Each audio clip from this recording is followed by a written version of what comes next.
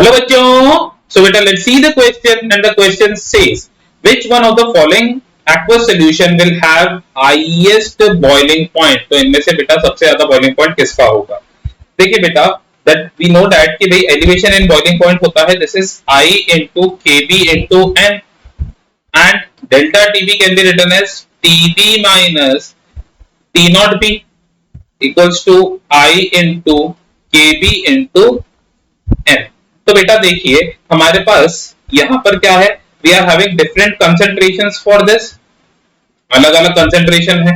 ठीक है, अब मैं यहां पर मोलारिटी की फॉर्म में दे रखी है, तो आई एम अज्यूमिंग कि मोलारिटी और मोलालिटी सेम है इस पर्टिकुलर केस में। ठीक है ना, सो हम मान लेंगे कि अलग अलग हमारे पास मोलाइल सॉल्यूशन है, तो उसके रिस्पेक्ट में हमारे को बताना है हाईएस्ट बॉइलिंग पॉइंट किसका होगा।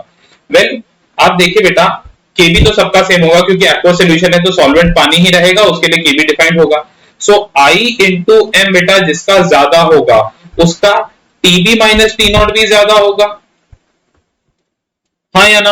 और बेटा टी नॉट भी फिक्स है, तो अगर ओवरऑल वैल्यू ज्यादा है मतलब टीबी ज्यादा है तो आप बोल सकते हो बॉइलिंग पॉइंट उसका ज्यादा रहा होगा। सो बेटा जिसका I इंटू एम ज्यादा उसका बॉइलिंग पॉइंट भी ज्यादा। अब देखते हैं हम किसका I इंटू एम क्या रहता है।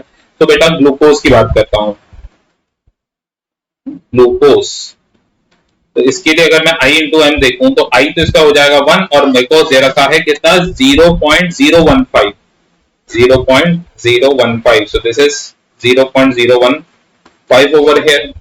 ठीक है, अब अगला देखें बेटा Na2SO4 का 0.1 है, Na2SO4 का 0.1 है, तो इसका I इंटू एम देखूं तो बेटा I इसके लिए हो जाएगा 3, क्यों? क्योंकि 2Na प्लस और SO4 2 माइनस में आयनाइज होगा, तो दिस विल बी 3 इंटू 0.1, मतलब ये हो जाएगा मेरे पास 0.3।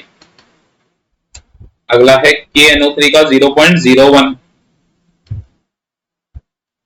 तो इसके लिए I इंटू एम क्या हो जाएगा, K प्लस और NO3 माइनस में टूटेगा तो I तो हो जाएगा 2 और ये 0.01 दे रखा है, मतलब ये 0.02 हो जाएगा। ठीक है बेटा, एंड लास्ट इज यूरिया, तो यूरिया के लिए I इंटू एम क्या होगा,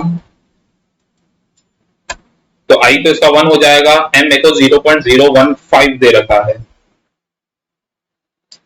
1 क्योंकि यूरिया तो नॉन इलेक्ट्रोलाइट है, इंटू 0.015, तो ये हो जाएगा मेरे पास 0.015।